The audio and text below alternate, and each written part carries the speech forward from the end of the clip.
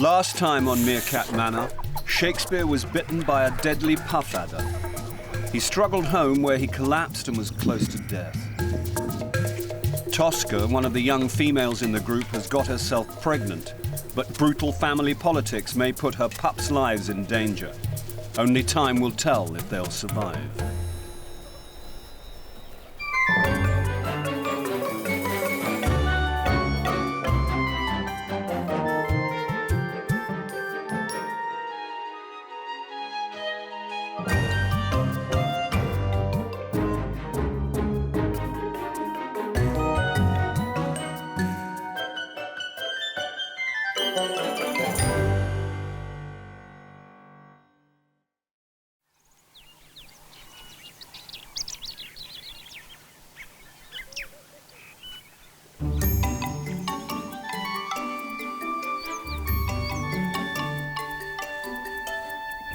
It's 6 in the morning, and like working mothers all over the world, Flower is first up.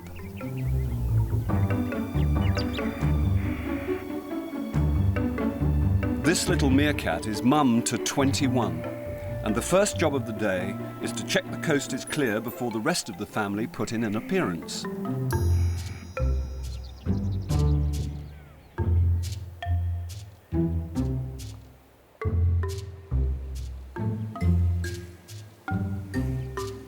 One by one, the rest of the gang drag themselves out of their bedrooms.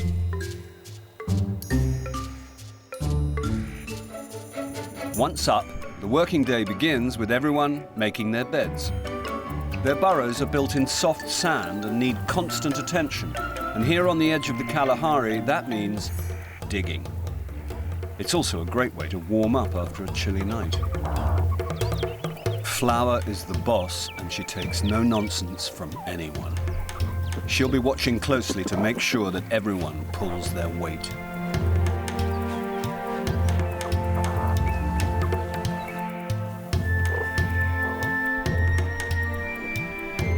Work only stops for one reason.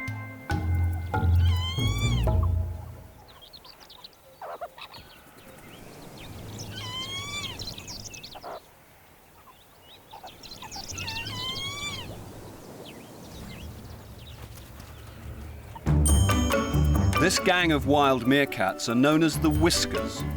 They've been the subject of a 10-year study into their lives by Cambridge University.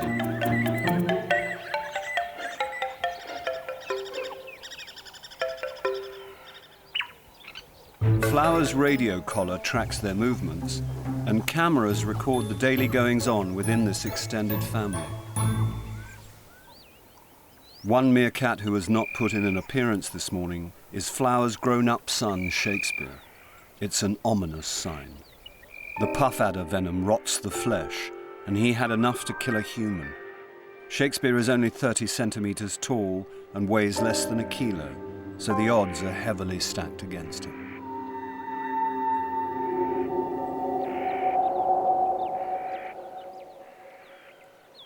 At least Flower's 4-week-old pups will be coming out and are guaranteed to cheer everyone up.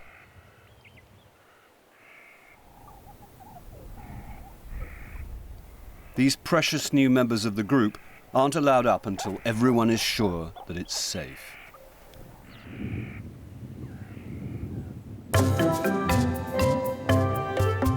They'll soon be strong enough to follow the grown-ups out on their daily hunt for food, but for now, they're happy to stay home and annoy their babysitters.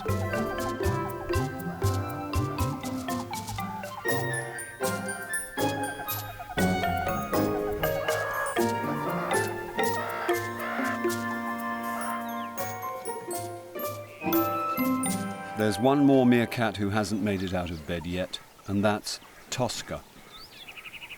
There's every chance that this hapless little female gave birth to her pups overnight, and this could prove to be a turning point in her life. Her mum, Flower, the dominant female in the group, reserves the right to have pups exclusively for herself. She's a pretty ruthless character and doesn't want competition for her own kids. She may well decide to kill her newborn grandchildren, so Tosca's mistake could cost her dear.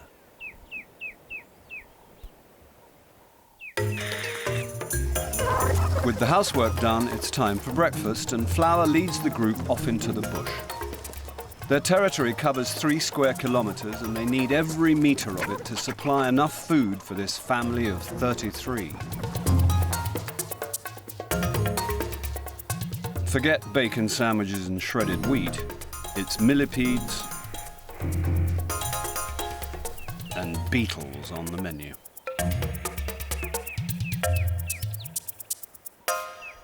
The group are foraging at the outer edges of their territory, and competition round this neighbourhood is tough. Rival meerkat groups often try and steal parts of their territory, so the group always keep an eye out for strangers.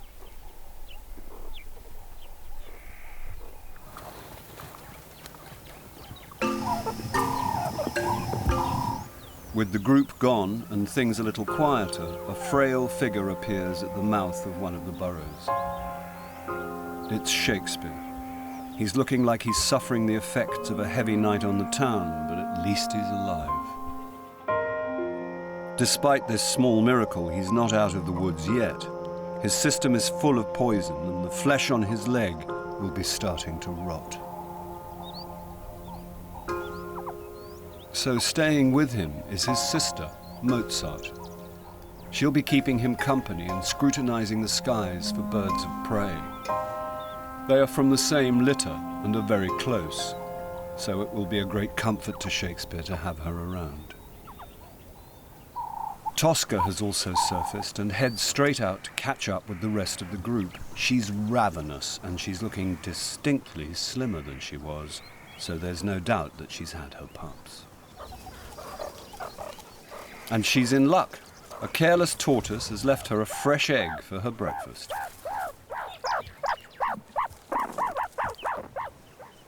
Flower hasn't spotted her yet, but when she does, she'll smell the pups, and there'll be trouble.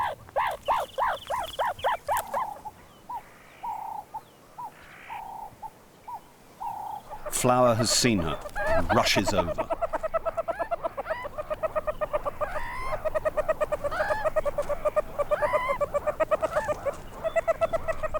Tosca apologizes profusely, but unfortunately, sorry isn't good enough.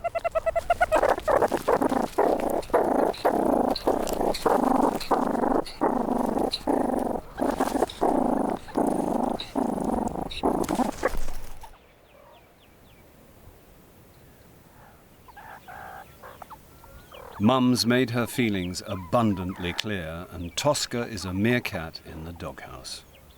She's just got to hope that her pups don't get the same treatment.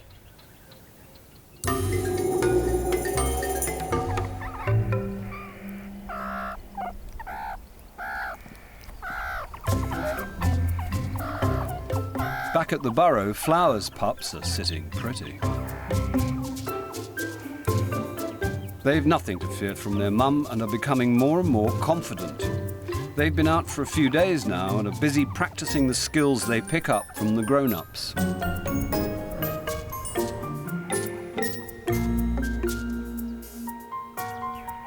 The pups live in blissful ignorance of any threats that might surround them, but the babysitters are not so naive. They know that danger can come from just about anywhere. Quietly sneaking up on the babysitters is a shifty-looking male meerkat. But he's not one of the Whiskers family. He's Carlos, a sly male from the Lazuli, a rival gang. They live next door and are the neighbors from hell.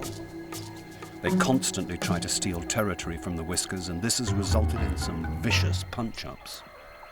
The babysitters have picked up his scent and are starting to feel wary. What does this stranger want?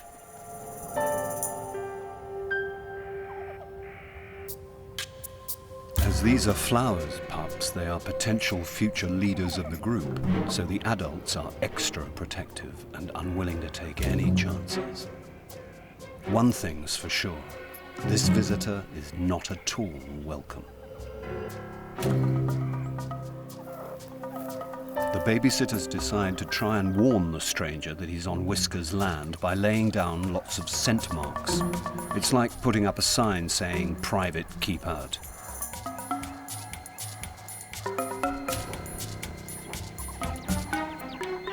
But roving male Carlos either can't read or doesn't care. He puts down his own scent mark in direct defiance and gradually moves in closer to the burrow. At this stage, there's no telling what he has in mind.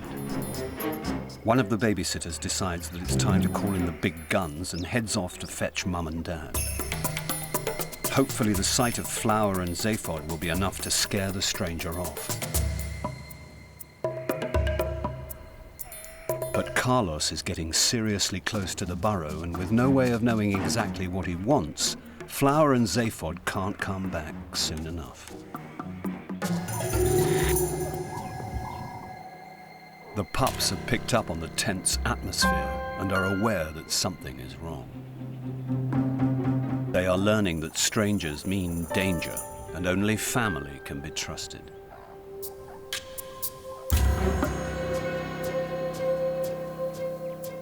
He's just meters away now.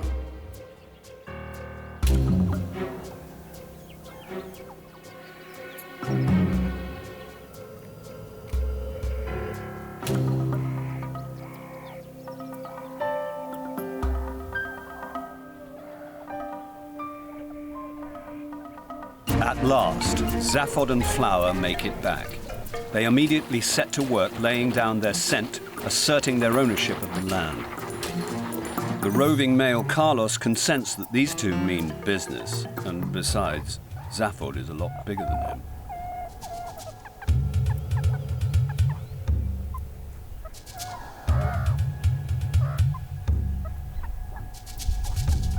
So he legs it.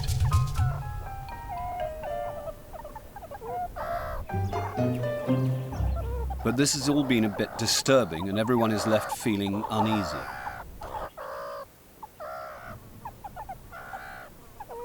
They haven't heard the last of Carlos, that's for sure.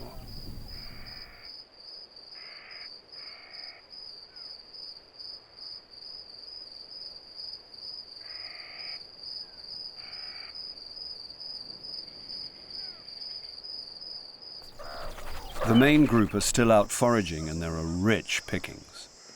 Meerkats have a territory range of about 3 square kilometers. It's just enough to sustain them so long as they visit different parts of it every day. So the group head to a new area each morning, allowing previously plundered zones to regenerate. Today they are right on the borders of lazuli territory, and they are going to have to be careful. No job is considered too small, especially when, like Tosca, you have tiny pups to feed. She's dug up an ant's nest, but this is what you call seriously fast food.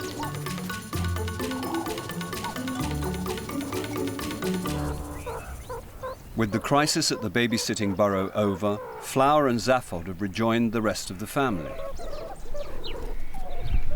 But everyone is in a state of high alert, looking out for any signs of their rivals, the lazuli. Suddenly, an alarm call goes out. The sentries have done their job and spotted trouble. The sly male Carlos is back. But this time, he's not alone. The lazuli are here en masse, and they're looking for trouble. They're directly challenging the whiskers to a battle, and when meerkats fight, the results can be fatal. Things are about to turn nasty, so Tosca decides to head for home. With newborn pups to feed, she can't afford to take any chances. The whiskers take the bait and launch an attack. Like the enemy, they are kicking out their back legs in a kind of war dance to try and look as formidable as possible. It seems to be working, and the lazuli beat a hasty retreat.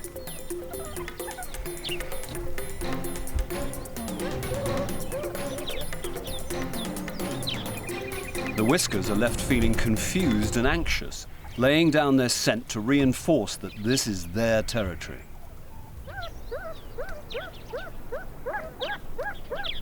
No one knows when or where the next attack is going to come. All they know is that it's not over yet, and if the lazuli were to win, they could kill Flower's pups.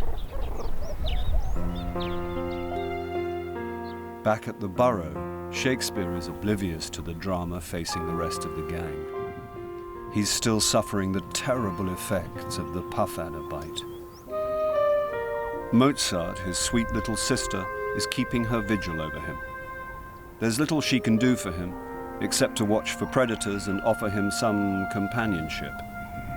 She could be out finding food for herself, so it's a kind and unselfish act, and is probably the only thing keeping him going. Shakespeare's wound is becoming swollen and infected, and as the hours tick by, his hold on life gets weaker and weaker. The trouble is, when you weigh less than a bag of sugar, each day that goes by without food brings you closer to starvation.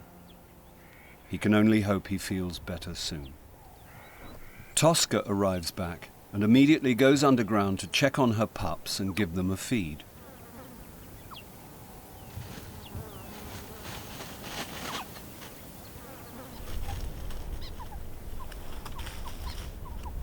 Shakespeare also decides that he's better off below ground. It's just as well. If the trouble with the lazuli reaches the Burrow, he will be helpless to defend himself.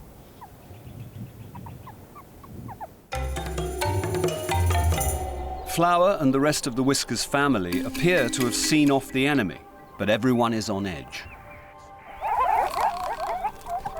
Suddenly, another alarm goes up.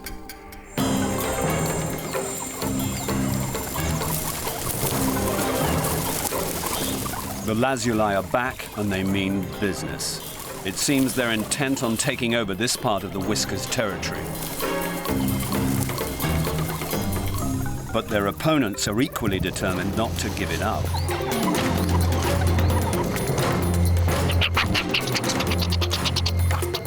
Zaphod takes on the dominant male from the lazuli and tears into him.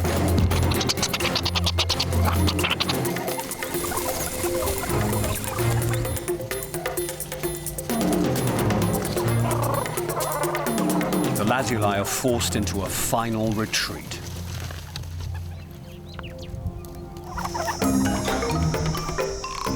Whiskers 2, lazuli 0.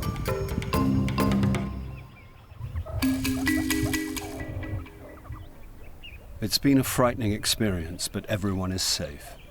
The Whiskers have triumphed and the lazuli have been sent packing.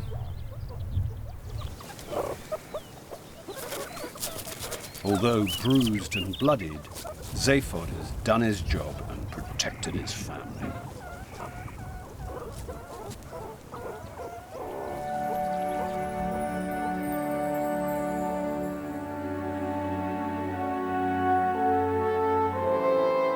A couple of hours later, in the fading light, a familiar figure reappears. It's Carlos, the roguish male. But this time he's alone and is gazing at some of the Whiskers' young females. This can only mean one thing. He no longer wants to make war. He wants to make love. Daisy, one of the young females in the Whiskers group, has caught his eye, and she seems to be quite curious about him.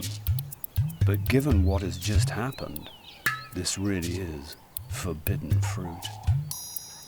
Carlos is trying to look as casual as possible as he waits for Daisy to take the bait.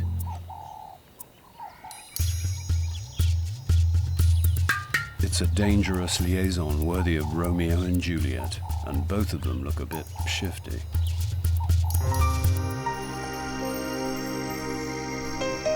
Together at last, Carlos can finally get his paws on the spoils of war, and Daisy proves to be a bit of a pushover when it comes to the boys. It's most likely that this was what Carlos was after when he approached the babysitting burrow earlier in the day. Young males never mate with females brought up in the same group, so have to take their chances with females from other families. This is his lucky day. However, the rest of the Whiskers group have noticed she's missing, and they are desperately trying to see what this dirty stopout is up to. Carlos and Daisy are too wrapped up in themselves to care what anyone else thinks. But Daisy is going to have to face the music when she gets home. The family are going to be furious, and if she gets pregnant, there will be hell to pay. The group are getting more and more agitated about Daisy. It's getting dark and she's still not home.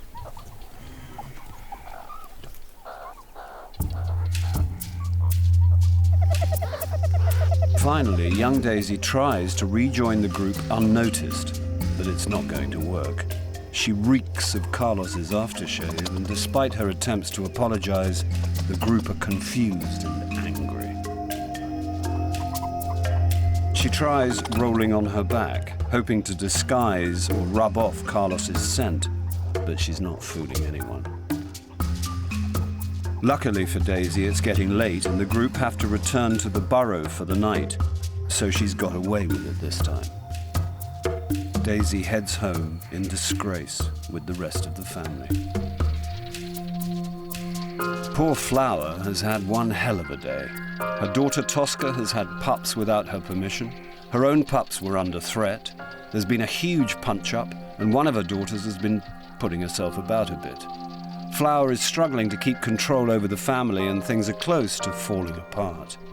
She needs some serious TLC from partner Zaphod to soothe her nerves.